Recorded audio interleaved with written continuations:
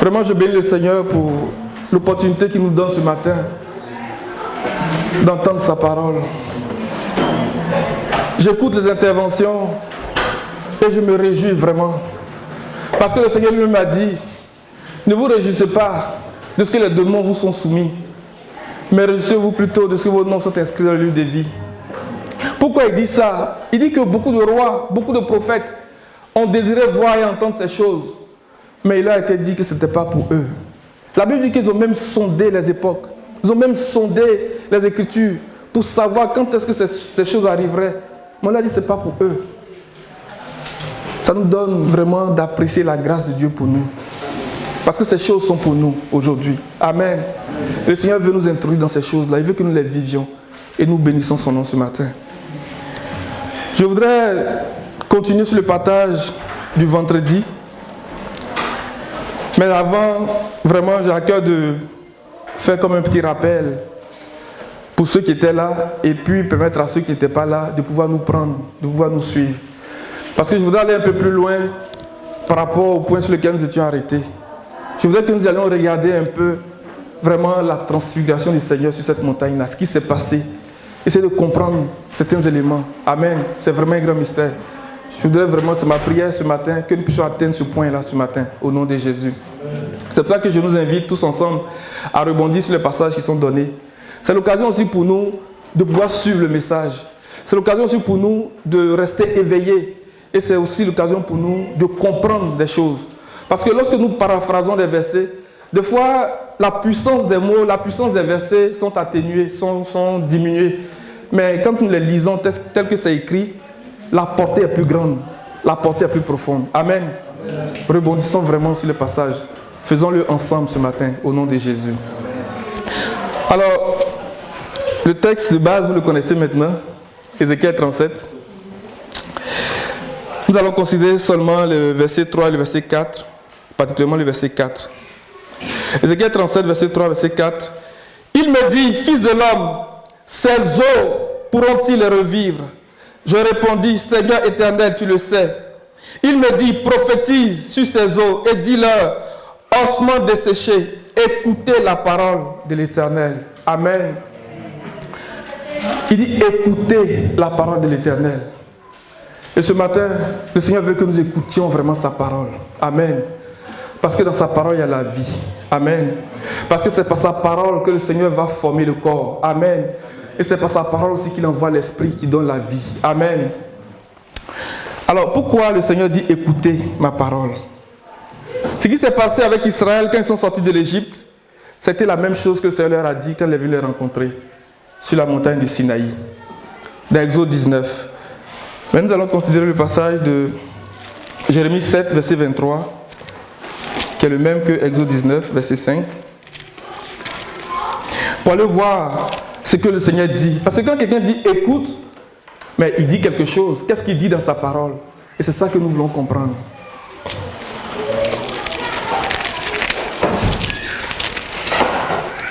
Jérémie 7, verset 22, verset 23. Car je n'ai point parlé avec vos pères et je ne leur ai donné aucun ordre. Le jour où je les ai fait sortir du pays d'Égypte au sujet des holocaustes et des sacrifices. Verset 23. Mais voici l'ordre que je vais donner. Écoutez ma voix et je serai votre Dieu. Et vous serez mon peuple. Marchez dans toutes les voies que je vous ai prescrites afin que vous soyez heureux. Amen. Il dit voici tout ce qu'il leur a dit. Il n'a pas parlé de l'Holocauste. Il n'a pas parlé de beaucoup de choses qu'on peut voir aujourd'hui. Il dit écoutez ma voix. Il dit voici ce que je leur ai dit. Voici l'ordre que je leur ai donné. Écoutez ma voix. Amen. Et le vendredi, alors que nous réfléchissions à cela, nous disions que dans Marc 4, verset 33, il y a un problème à cela. Parce que le Seigneur, il parle d'un langage. Amen. Ça, c'est le premier niveau. Et l'autre problème aussi, c'est parce que devant cette situation d'ossements desséchés, le Seigneur dit écoutez. Les ossements desséchés, ça peut représenter beaucoup de choses dans nos vies. Amen. Ça peut représenter la maladie. Ça peut représenter beaucoup de souffrances. Des situations pour lesquelles nous n'avons même plus d'espérance. Je n'aime pas dire espoir. Je préfère utiliser le mot espérance. Amen. des situations de désert, des situations de consternation, des situations de mort. Mais devant ces situations, le Seigneur dit écoutez. Amen. Ça, c'est le deuxième niveau de problème. Ce n'est pas un problème en réalité, mais c'est une réalité. Amen. Et pour comprendre cela, nous allons voir dans Marc 4, verset 33. Le Seigneur, il parle d'un langage. Et ce langage-là, c'est ce qu'on appelle le langage de la prophétie. C'est un ensemble d'images, c'est un ensemble de symboles, c'est un ensemble de paraboles, c'est un ensemble d'énigmes. Amen. Et le Seigneur nous donne la sagesse. Il donne la sagesse à son Église pour comprendre ces images, pour comprendre ces énigmes. Et en nous donnant la sagesse, il nous rend habiles. Il vient exercer notre jugement à la parole. Amen. Il vient nous donner l'expérience de la parole. Amen. Mais cela nous vient par l'instruction. Cela nous vient par l'enseignement. C'est pour ça que Salomon, quand il commence à parler des 7 colonnes de la sagesse, il dit proverbe de Salomon, pour enseigner, pour instruire. Et puis il commence à citer, il dit pour donner des leçons de bon sens, de justice, de droiture, d'équité, de discernement, de connaissance, de réflexion aux jeunes. Amen. Ce sont les 7 colonnes de la sagesse. Amen. Pourquoi? Lisons ça dans Proverbe 1 avant de venir dans Marc 4, 33. Là. Il dit pour donner de l'expérience, pour que nous soyons habiles. Amen. Pour nous donner de l'habileté, pour comprendre les proverbes, les énigmes, les paraboles. Amen. Amen. Les 7 colonnes de la sagesse. Mais qui nous viennent de la parole de Dieu, qui nous viennent de l'instruction. Amen. Et c'est des choses que l'enfant de Dieu doit avoir en lui. Pour comprendre le langage du Seigneur. Amen. C'est vraiment important. Parce que quand même le Seigneur dit écoutez, tu as le désir et la volonté d'écouter. Mais si tu n'as pas l'expérience, tu n'as pas le jugement exercé, tout ce qui va être dit, tu ne vas pas saisir la profondeur. Amen. Proverbe 1. À partir du verset 1. Allons-y, oui. Maxime de Salomon, fils de David, roi d'Israël, pour connaître la sagesse et l'instruction, pour comprendre les paroles de l'intelligence, pour recevoir l'instruction du bon sens, justice, équité et droiture. Verset 4. Pour donner aux naïfs un esprit avisé et aux jeunes hommes de la connaissance et de la réflexion. Que le sage écoute et il augmentera son savoir. Et celui qui est intelligent acquérera l'art de diriger pour comprendre maximes et sentences, les paroles des sages et leurs énigmes. Alléluia. Vous voyez les raisons pour lesquelles le Seigneur nous donne la sagesse. Je lis dans l'une des versions ici.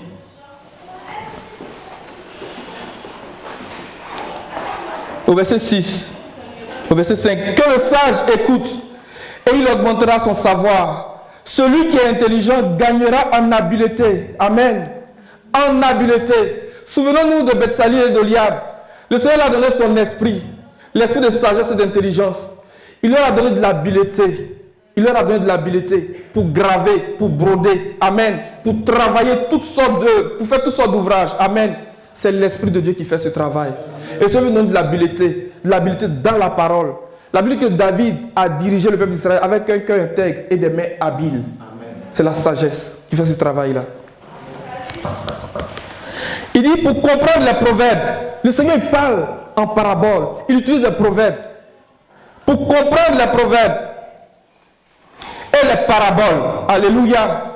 Les paroles des sages et leurs énigmes. Amen. Alors nous revenons dans Marc 4, 33. Nous disons que le Seigneur parle d'un langage. Et ce langage-là, c'est le langage de la prophétie.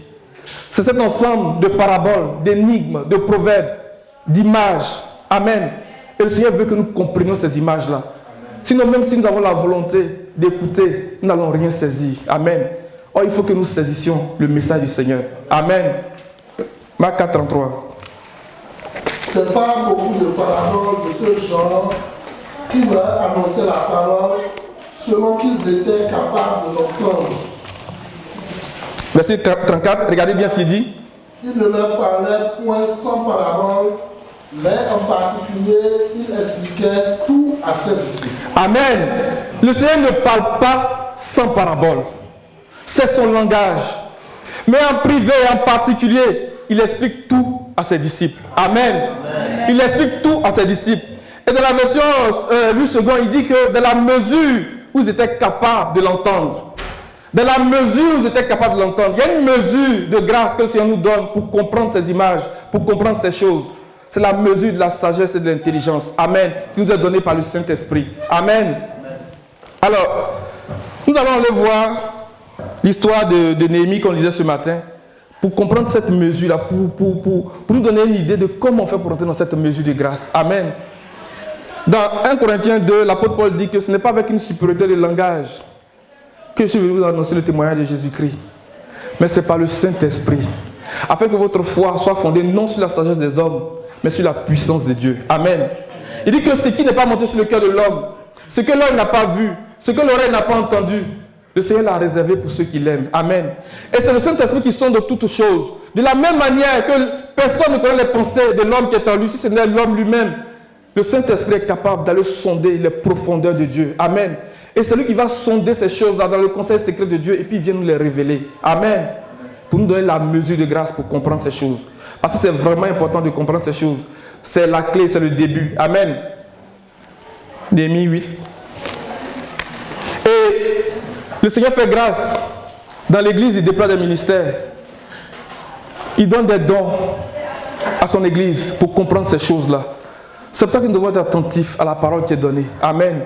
Nous devons être attentifs au ministère et même prier que le Seigneur déploie des ministères. Amen. C'est pour ça que nous allons regarder l'histoire de Néhémie, d'Esdras, de Zacharie, de Agé, de Zorobabel. Toutes ces personnes qui étaient revenues pour rebâtir la maison du Seigneur à Jérusalem. Amen. C'est la raison pour laquelle on va dans Néhémie. Et vous allez voir dans l'histoire qui va être lue que lorsque Esdras expliquait, il dit dans la mesure où il était capable de l'entendre. Le même mot, la même expression qui a été dite dans Marc 4:33 est reprise dans l'histoire de Néhémie chapitre 8. Amen. C'est pour ça que nous allons lire Néhémie. Amen. Mais en même temps que nous lisons Néhémie, il y a des choses que le Seigneur nous révèle par rapport à ça. Amen. Néhémie 8. À partir du verset 1.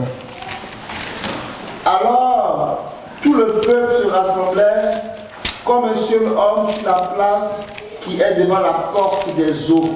Alléluia. Ils dirent à Esdras, le scribe, d'apporter le livre de la loi de Moïse, la loi que le Seigneur avait instituée pour Israël. Verset 2. Esdras, le prêtre, apporta la loi devant toute l'assemblée, les hommes, les femmes et tous ceux qui pouvaient comprendre ce qu'ils entendaient.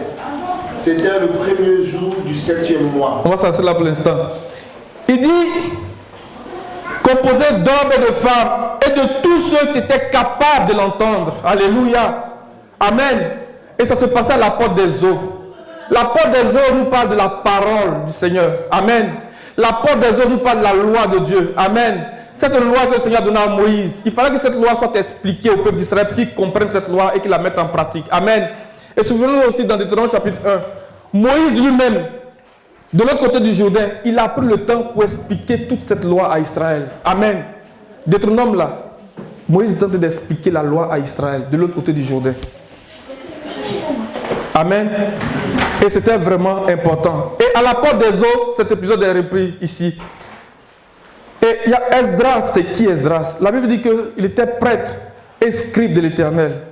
Il a appliqué tout son cœur à apprendre la parole du Seigneur, à la mettre en pratique et puis à l'enseigner aux autres. Mais pourquoi est-ce qu'il faisait ça? Parce qu'il avait quelque chose dans la tête. Il y avait quelque chose qu'il voulait. Dans Daniel chapitre 12, il dit que ceux qui ont été perspicaces, ceux qui ont été intelligents, enseigneront la connaissance à beaucoup. Mais ceux-là, ils vont briller comme le soleil, ils vont briller comme les étoiles. Amen. Que le Seigneur élève des étoiles dans cette assemblée de Québec au nom de Jésus. Déjà, que le Seigneur donne la capacité de pouvoir expliquer ces choses-là au peuple. Et même qu'il donne la mesure de comprendre ces choses. Amen. Amen. Continue la lecture. Verset 3. Il lut dans le livre depuis le matin jusqu'au milieu du jour, devant la place qui est en face de la porte des eaux, en présence des hommes, des femmes et de tous ceux qui comprenaient. Tout le peuple était attentif à la lecture du livre de la loi. Amen. La première attitude à avoir pour comprendre cet ensemble d'images, pour comprendre le langage de la prophétie, c'est d'avoir une attitude respectueuse. Amen. D'être vraiment attentif. D'avoir le cœur qui est disposé. D'avoir un cœur qui est disposé. D'avoir vraiment un cœur qui est disposé, de ne pas être incrédule. Amen. Et par rapport à ça, nous avons regardé l'histoire de Lydie dans Actes 14, verset 15-16, avant qu'on continue la lecture. Et puis acte 14, verset 9 aussi. Acte 14, Verset 15, 16. Acte 14, 15, 16. Mes amis, pourquoi faites-vous cela? Nous aussi, nous sommes des êtres humains de la même nature. Attends un peu. C'est acte 16, je pense. C'est acte 16. Acte 16, 14, 15. Il y avait là une femme nommée Lydie, marchande de coupe de la ville de Thyatire, adoratrice de Dieu. Elle écoutait et le Seigneur lui a ouvert le cœur pour qu'elle s'attache à ce que disait Paul. Amen. Amen. Elle était une femme craignant Dieu et elle écoutait. Regardez l'attitude de son cœur. Elle écoutait. Amen. Le Seigneur lui ouvrit le cœur. Alléluia. Pour qu'elle fût attentive à ce que disait Paul. Que le Seigneur nous ouvre le cœur ce matin. Alors que nous sommes à la porte des eaux, que le Seigneur nous ouvre le cœur vraiment ce matin. Qu'il nous donne vraiment une oreille attentive, un cœur bien disposé pour comprendre ce qui va être dit ce matin au nom de Jésus. Amen. Continue. Acte 14, 9. Acte 14, 9. Il y a pas le verset 8. Il y avait à Lystre un homme impotent des pieds, infirme de naissance, qui n'avait jamais marché. Assis, il écoutait parler Paul. Celui-ci le fixa et, voyant qu'il avait la foi pour être sauvé, verset 10, il dit d'une voix forte, « Lève-toi droit sur tes pieds. » Il se leva d'un bond et s'est mis à marcher. Alléluia. Ce point-là va nous permettre de rebondir sur l'autre aspect quand je disais que même si on veut écouter, il peut y avoir deux niveaux de difficulté. Amen. Devant des situations difficiles, devant la maladie, devant la douleur, devant la souffrance, cet homme écoutait. Amen. Il avait le cœur ouvert. Et Paul a vu qu'il était disposé. Amen. Il avait la foi pour être guéri. Alors le Seigneur libère la parole. Il dit, lève-toi et marche au nom de Jésus. Amen. Amen. Le Seigneur veut que malgré les situations que nous vivons, malgré les difficultés, malgré le désert, il veut que nous ayons une oreille attentive. Amen. Et lorsque nous avons une oreille attentive, il va pouvoir, il va donner la parole qui va venir briser la maladie, qui va venir renverser la situation pour nous restaurer au nom de Jésus. Amen. On va dans Néhémie. Est-ce qu'on se suit jusque-là? Amen.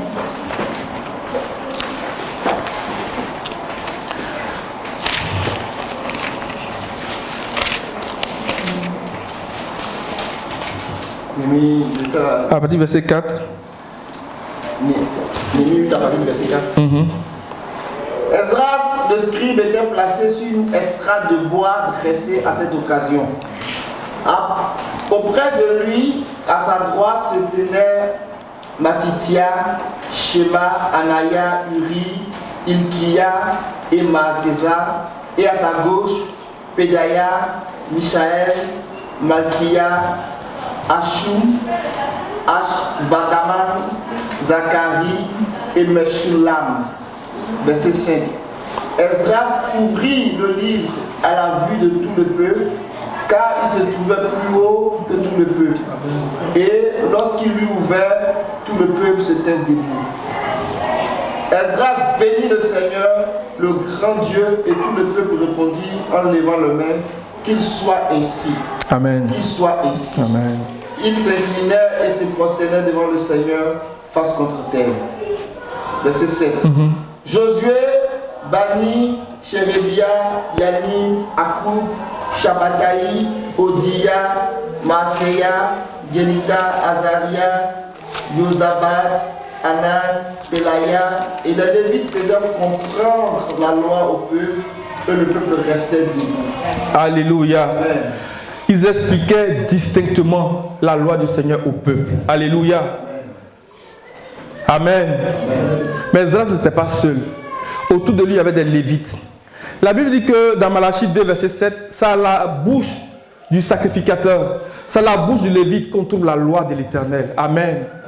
Lévi est celui qui dresse l'autel du Seigneur. Amen. Lévi est celui qui dresse la table avec les pains de proposition. Lévi est celui qui allume le chandelier. Amen. Lévi est celui qui brûle l'encens pour que le parfum monte sur les narines du Seigneur. Amen. Il est consacré à l'Éternel. Amen. Qu'il y ait des Lévites au milieu de nous, qu'il y ait des sacrificateurs au milieu de nous, qui portent l'arche de l'alliance de l'Éternel. Amen. C'est vraiment important de suivre vraiment les Lévites, les sacrificateurs qui portent l'arche de l'alliance de l'Éternel. Parce que c'est un chemin que nous ne connaissons pas. C'est un chemin que nous ne connaissons pas. C'est un chemin que nous ne connaissons pas. Et pour le connaître, le Seigneur nous invite à suivre les sacrificateurs qui portent l'arche de l'alliance de l'Éternel. Si nous voulons traverser le Jourdain, au nom de Jésus. Amen. Il n'y avait pas seulement Esdras, il y avait Néhémie qui a travaillé à la restauration des murailles de Jérusalem. Amen. Les murailles de la ville étaient vraiment dans la désolation. Les murailles de la ville étaient dans l'opprobre, étaient au comble du malheur. Amen. Néhémie est celui qui a suivi les sources du dragon. Qu'il y ait des Néhémites au milieu de nous qui sont capables de repérer les sources du dragon. Amen. Amen. Il y avait Zacharie, le prophète, qui lui avait l'intelligence des visions de Dieu. Amen. Et de la même manière que Josias, ce roi, lorsqu'il était enseigné par Zacharie, il a appliqué tout son cœur à rechercher l'Éternel. Amen. La Bible dit que le Seigneur l'a fait prospérer. Le Seigneur l'a fait prospérer. Que le Seigneur donne l'intelligence des visions de sa parole. Amen. Et que nous appliquions tout notre cœur à le rechercher. D'un cœur fermement attaché à lui, sans réserve, au nom de Jésus. Parce que quand on va le faire, le Seigneur va nous faire prospérer. Il va nous donner la victoire sur les Philistins. Il va nous donner la victoire sur les Madianites. Il va nous donner la victoire sur les Moabites, les Ammonites, sur tous ces peuples qui nous font la guerre, au nom de Jésus. Amen. Il y avait Agé, le prophète aussi, qui, à travers les prophéties qu'il donnait, encourageait le peuple. Amen. Que le Seigneur suscite des personnes qui sont capables d'encourager le peuple au milieu de nous, au nom de Jésus. Il y avait Zorobabel, le gouverneur de Juda. Lui, il avait le niveau qui s'assure que la doctrine est vraiment droite. Amen. Le niveau qui parle de la droiture. Il s'assure que la muraille, le mur qui était en train d'être bâti était vraiment droit. Amen. Gouverneur de Juda, Zorobabel. Ce sont des ministères que le Seigneur donne à l'Église pour construire son corps, pour construire son temple, au nom de Jésus. Et nous en avons vraiment besoin. Et nous en avons vraiment besoin. Amen. Alors l'autre chose, Ézéchiel était devant des ossements desséchés. Le Seigneur dit, parle à ces os et dis-leur, écoutez, ossements desséchés. Les amis, des fois c'est difficile d'écouter quand on passe par des problèmes, par des difficultés. De la même manière qu'Israël avait du mal à écouter Moïse, quand le Seigneur avait envoyé Moïse, par lui dit que le Seigneur votre Dieu s'est souvenu de vous. S'est souvenu de son alliance avec Abraham, avec Isaac, avec Jacob. Que voici ce que dit le Seigneur. La Bible dit que la rigueur de l'esclavage, la dureté de l'esclavage les empêchait d'écouter Moïse. Quelquefois, il nous est difficile d'écouter le Seigneur à cause des difficultés. À cause des difficultés. Et Ézéchiel était devant la mort. On ne peut rien contre la mort, humainement parlant. On ne peut rien devant certaines situations. Mais le Seigneur nous dit, écoutez la parole du Seigneur. Amen. Pourquoi? L'autre chose qu'on va regarder, parce que dans le psaume 18,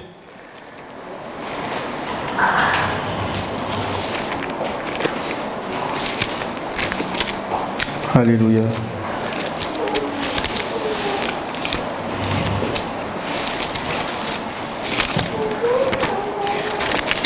Psaume 18, à partir du verset 5. Les liens de la mort m'avaient environné et les torrents de la destruction m'avaient épouvanté. Amen. Les liens de la mort m'avaient environné et les torrents de la destruction m'avaient épouvanté. Vas-y. Les liens du sépulcre m'avaient entouré, les filets de la mort m'avaient supplié. Dans ma détresse, j'ai invoqué l'Éternel, j'ai crié à mon Dieu. De son palais, il a entendu ma voix et mon cri est parvenu devant lui à ses oreilles. Amen. On va s'arrêter là. Les liens de la mort m'avaient environné et les torrents de la destruction m'avaient épouvanté. Les liens du sépulcre m'avaient entouré. Dans un contexte pareil, le Seigneur dit écoutez. Comment tu peux écouter? Humainement parlant, comment on peut écouter dans un contexte pareil? On parlait d'Israël qui était face à la mer Rouge, derrière avec Pharaon. Ils ont commencé à crier. Et le Seigneur dit pourquoi ces cris? Ah! Il n'y avait pas d'issue pour Israël. Ils criaient, humainement parlant, on va dire c'est normal. Le Seigneur dit, pourquoi ces cris? Dis au peuple de marcher. Alléluia. Les gens arrivent avec des chars puissamment armés. On dit, pourquoi tu cries? Marche. C'est difficile, les amis. Et David, dans ce psaume, quand il parle de ces choses, c'est parce que lui-même a failli mourir une fois qu'il était allé au combat. David était tombé en défaillance. Et les ennemis l'avaient encerclé. Et ils allaient en finir avec lui. Mais l'un de ces braves guerriers, ces braves soldats est venu à son aide et il l'a délivré. Dans 2 Samuel 22. Et c'est la suite de ces choses que David commence à écrire ce psaume-là. David allait mourir. Et dès ce jour, ces soldats lui ont dit, tu ne viendras plus en guerre avec nous. Parce que tu risquerais d'éteindre la lampe d'Israël. C'est dans ce contexte que David a écrit ces choses. David a vu la mort. C'est une réalité, c'est la vérité, ce qui se raconte, ce que David dit ici. Il avait vu la mort. Il dit, les liens de la mort m'avaient environné. Les torrents de la destruction m'avaient épouvanté. Les liens du sépulcre m'avaient entouré. Les gens avaient entouré David. Est-ce qu'on peut lire ça pour que vous compreniez un peu ce qui se passe? 2 Samuel 22.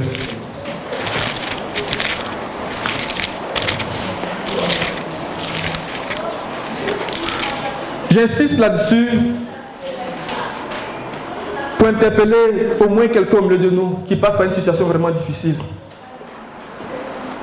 C'est vrai, c'est difficile d'écouter. Tu veux, mais la rigueur du problème est là, qui fait que tu ne peux pas écouter. Mais le Seigneur dit, écoute. Et il prend ces images-là pour nous dire que quelqu'un même avait été surpris par la mort. Mais il dit, écoute le Seigneur. Parce que la parole du Seigneur est puissante, comme nous allons le voir tout à l'heure. Amen. Elle est vraiment puissante pour nous délivrer. Amen.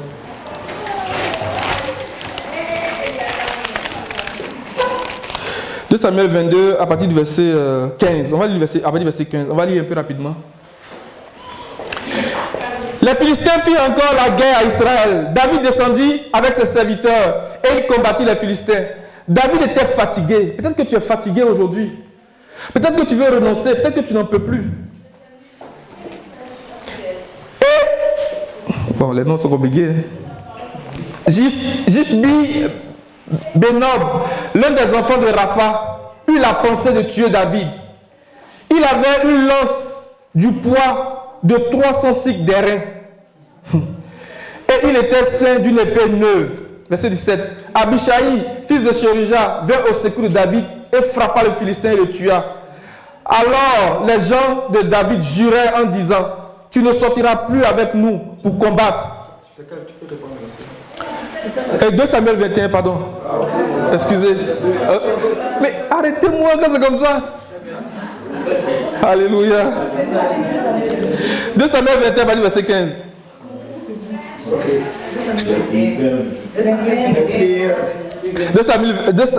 Samuel 21, à partir du verset 15. C'est bon? Amen. Verset 17. Abishai, fils de Sherija, vint au secours de David, frappa le Philistin et le tua. Alors les gens de David jurèrent en lui disant, tu ne sortiras plus avec nous pour combattre et tu n'éteindrais pas la lampe d'Israël. Amen. Et puis il y a eu d'autres combats. Et c'est à la suite de ça, au chapitre 22, que David a commencé à écrire ce psaume-là. Amen. C'était dans ce contexte-là. Les Philistins qui nous font la guerre. Les Philistins qui bouchent nos puits de bénédiction. Les Philistins qui viennent raser nos cheveux. Les Philistins qui viennent nous crever les yeux, qui viennent nous enchaîner avec des chaînes en bronze, comme Samson, qui viennent nous affaiblir dans notre consécration. C'est le travail des Philistins. C'est dans ce contexte que David écrit ce psaume. Il dit, dans ma détresse, j'ai crié à l'Éternel. Alléluia. Mais quand il dit dans ma détresse, j'ai crié à l'Éternel, ce n'est pas écrit comme on pourrait l'imaginer. Parce que le même Dieu qui a dit pourquoi ces cris, ce n'est pas de ça qu'il parle. Mais ce sont les cris qui nous sont arrachés par la rigueur de l'esclavage, de la douleur. Les cris, les gémissements de notre âme. C'est ça que le Seigneur parle ici. Amen. Et quand l'envoyé Moïse l'a dit, j'ai entendu les gémissements des Israélites. J'ai entendu les cris que leur arrache. C'est de ça qu'il parle. Si ce matin, nous avons des gémissements, nous avons des douleurs qui font monter des cris vers le Seigneur vous dit ce matin qu'il entend ces cris-là au nom de Jésus. Et parce qu'il entend ses cris. Et parce que lui-même l'a dit, écoutez. Tu dis, Seigneur, je veux écouter. Donne-moi l'intelligence pour comprendre ta parole d'abord. Mais en même temps que je veux écouter, voici la situation. Je suis devant des ossements desséchés. Les liens de la mort m'avaient entouré, m'avaient environné. Les torrents dévastateurs m'avaient épouvanté. Je veux écouter. Le Seigneur entend ton cri ce matin. Amen. Il entend nos cris ce matin. Il entend nos cris ce matin. Et il libère la parole pour nous sauver. Il libère la parole pour nous guérir. Il libère la parole pour nous restaurer. Amen. Amen. On continue dans le psaume 18. Verset 7. Dans ma détresse, j'ai invoqué l'Éternel, j'ai crié à mon Dieu.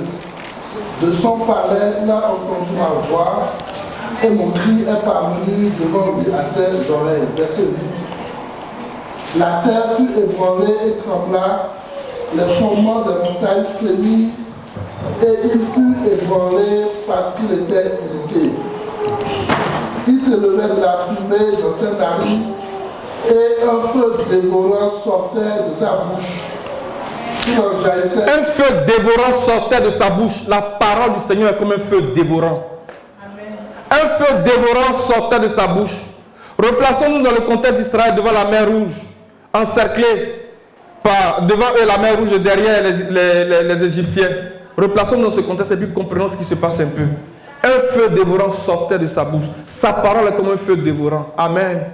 Le Seigneur est capable de libérer la parole comme un feu pour nous délivrer des liens de la mort, pour nous délivrer des torrents dévastateurs, pour nous délivrer des liens du sépulcre, les liens de l'angoisse, les liens de la détresse, les liens de l'anxiété, les liens de la dépression, les liens de l'insomnie, les liens du chômage, les liens de la pauvreté, au nom de Jésus.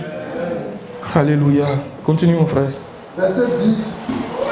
Il abaissa les cieux et il descendit. Il avait une épaisse nuée sous ses pieds. Il était monté sur un chérubin et il volait.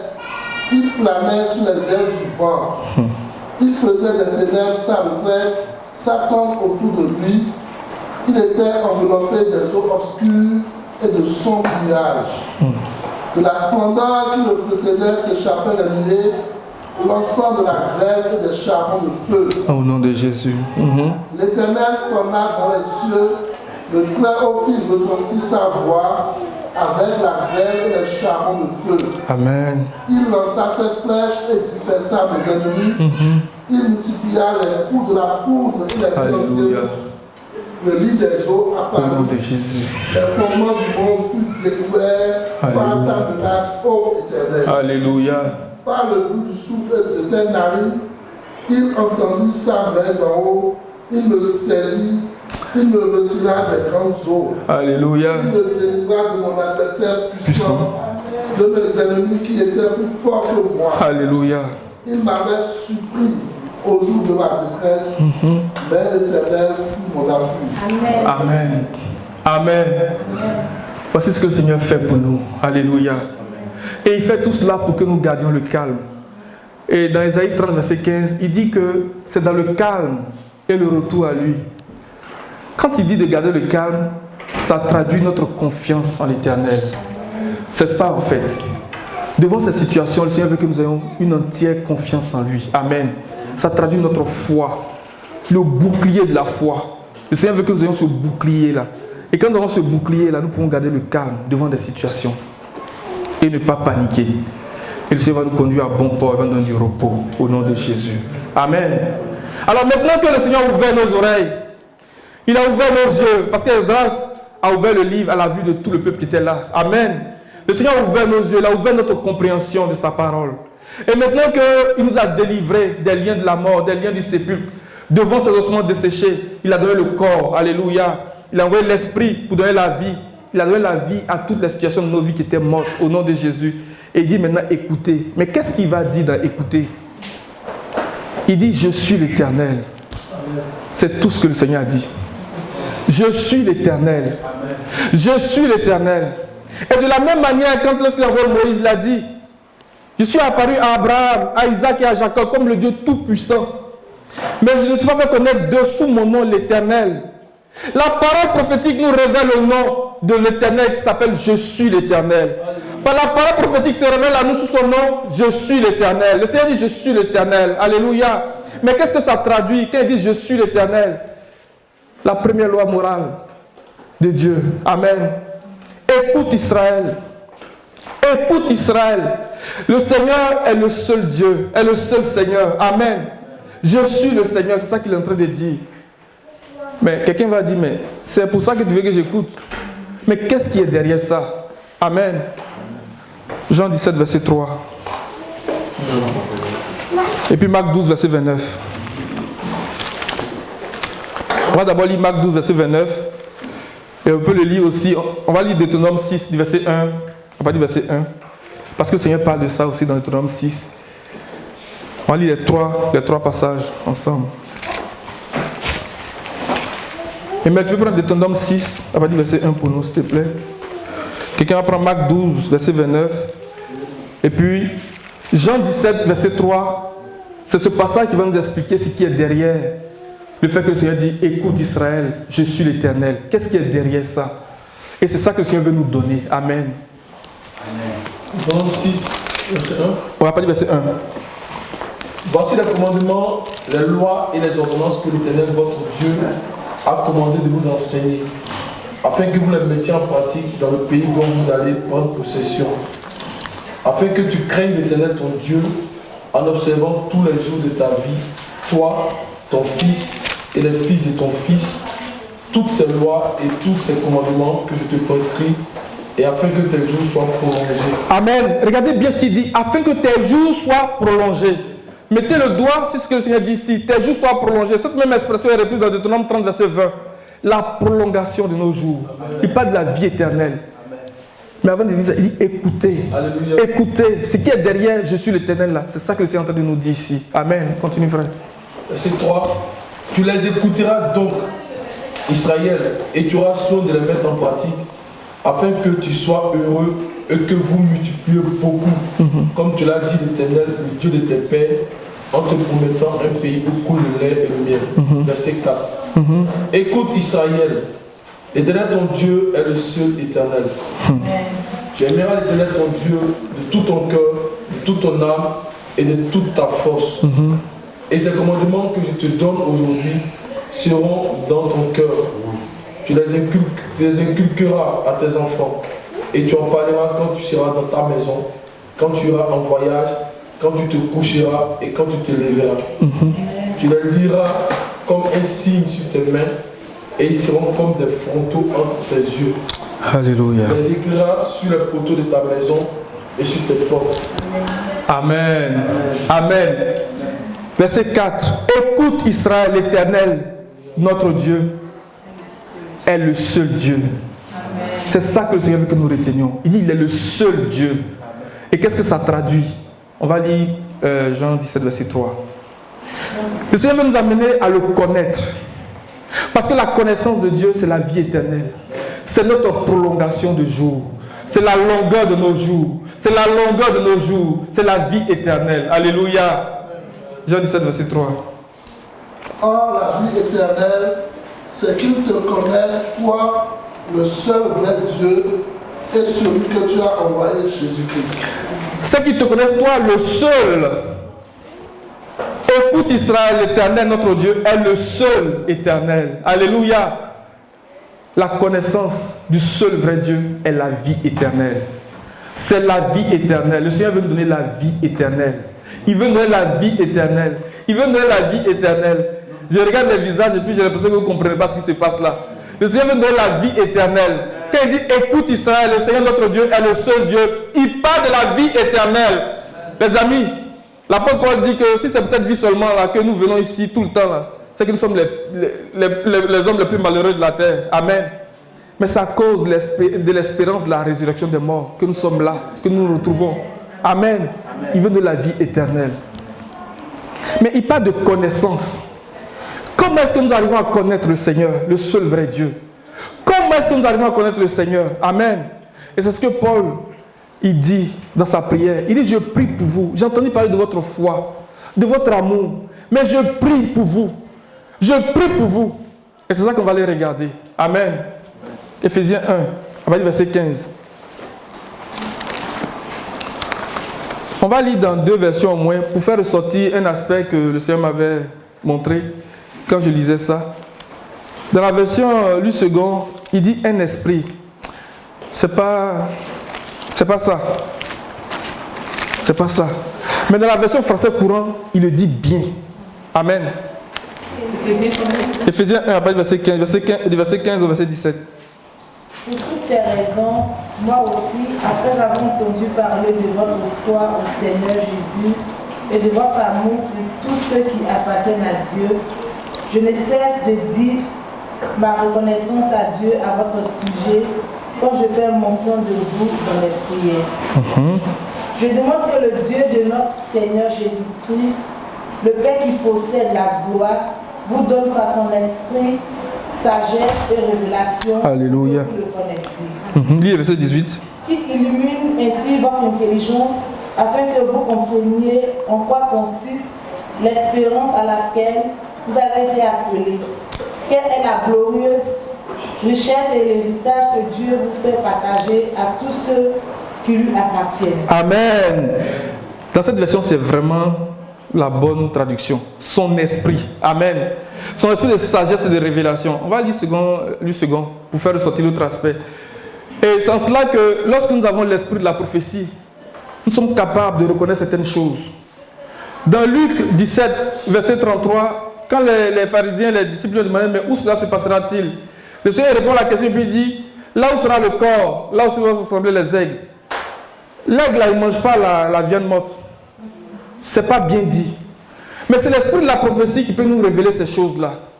C'est l'esprit de la prophétie qui peut nous enseigner ces choses-là.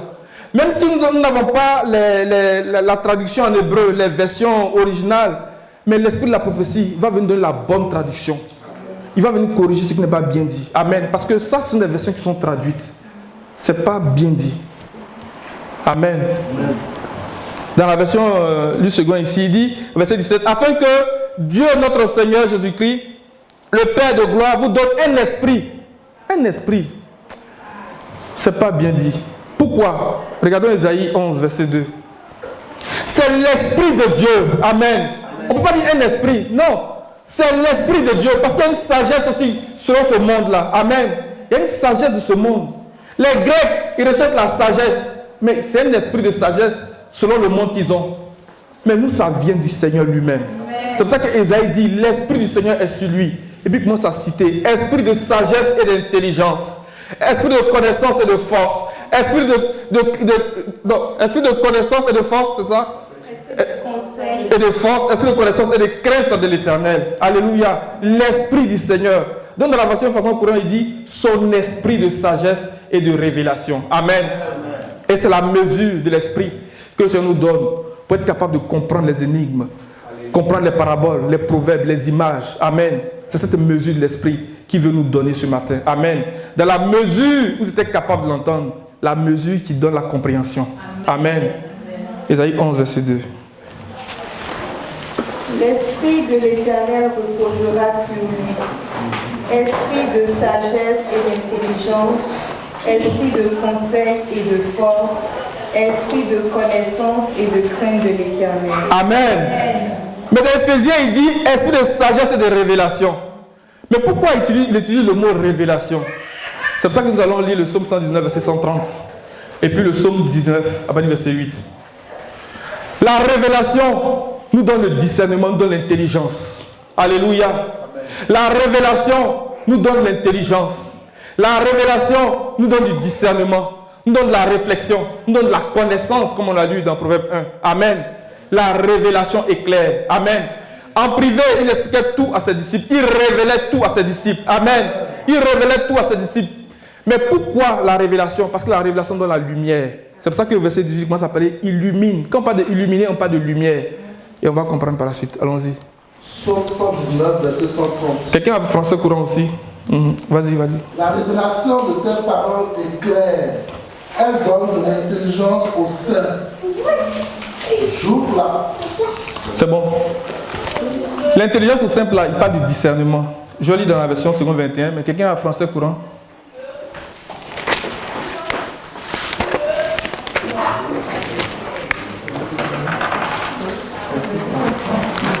Psaume 119, verset 130.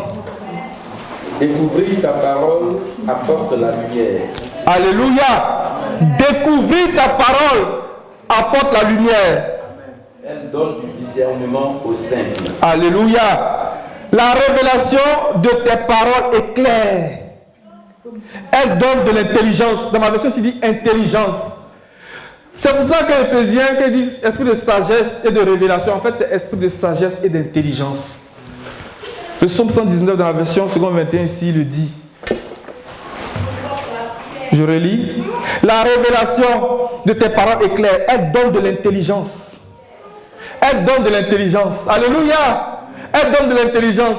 La mesure de l'esprit que ça nous donne pour comprendre cet ensemble d'images, pour comprendre le langage de la prophétie, c'est l'esprit de sagesse et de révélation. L'esprit de sagesse et d'intelligence. Amen.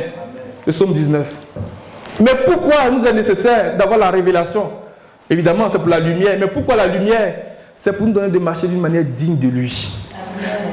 La lumière nous éclaire. Amen. Et c'est en cela qu'on va aller voir maintenant ce que Paul et Pierre nous disaient dans son... Vas-y. Psaume 19, verset 8. La loi du Seigneur est parfaite. Elle restaure la vie.